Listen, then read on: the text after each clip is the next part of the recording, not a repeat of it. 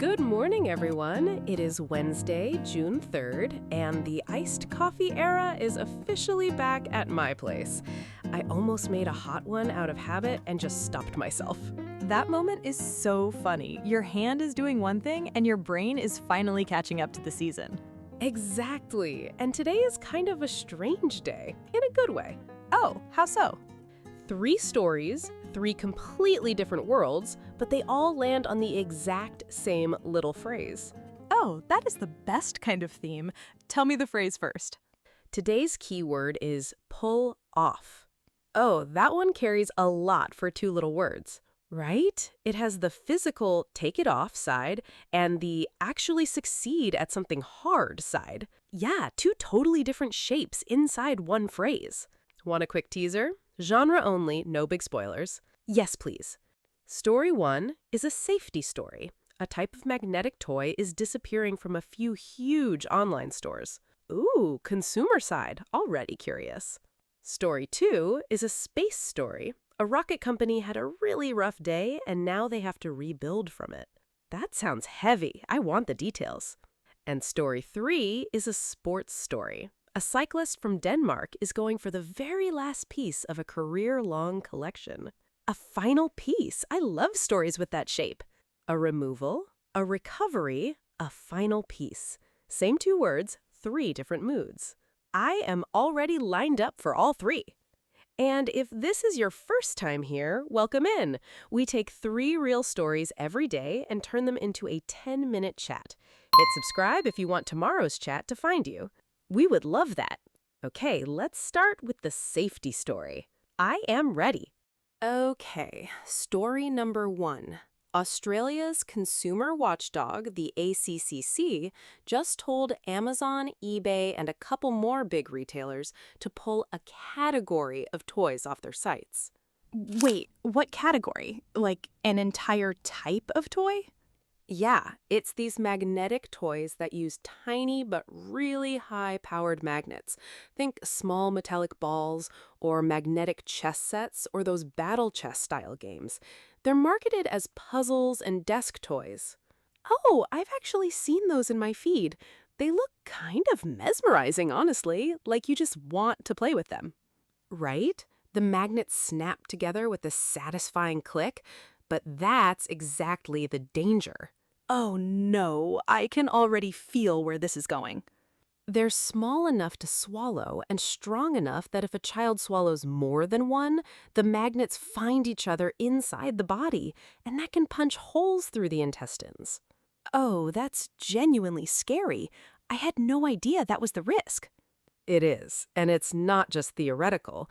Doctors have been warning about this for years. Once the magnets connect through the intestinal wall, surgery is basically the only option. Surgery on a kid from a toy? That hits different. The regulator literally called them, quote, potentially deadly small magnets. So this is not a small thing.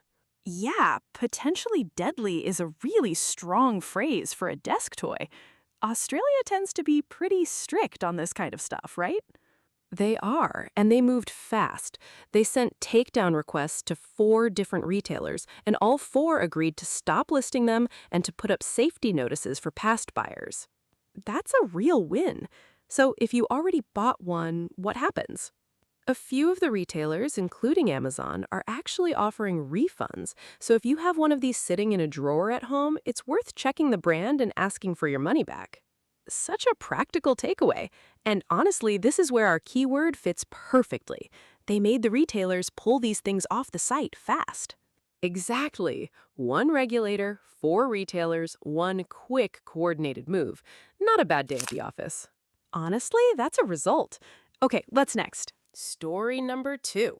Blue Origin had a really rough week. Their massive new rocket, New Glenn, had a major explosion during a ground test. Oh, wow. A ground test? Meaning the rocket is not even flying yet? Exactly. It's called a static hot fire test.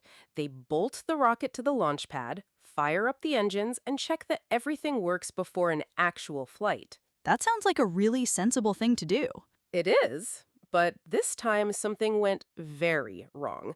The engines fired, then there was an anomaly, and the whole pad ended up pretty much destroyed. Oh no! Was anyone hurt? That's the first thing I want to know. That's the lucky part. 0 injuries. And the satellites that were supposed to fly in this rocket were not on board yet either, so nothing valuable was lost in cargo. Okay, that's a huge relief, because when you hear rocket exploded, your brain just goes to the worst place. Totally. So then NASA's chief Jared Isaacman went on CNBC and gave this kind of carefully worded update. He said the repairs, quote, will take some serious time.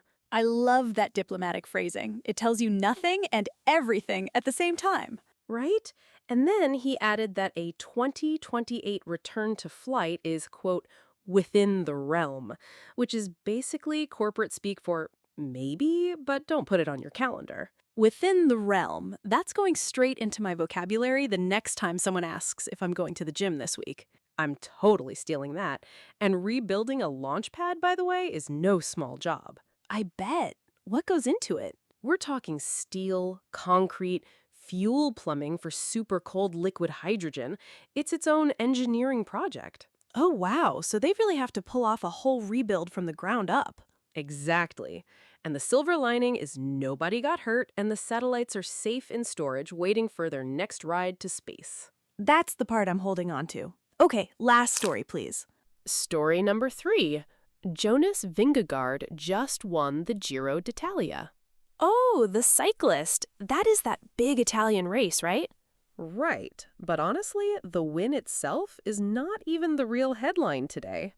Oh, interesting. Okay, now I am curious.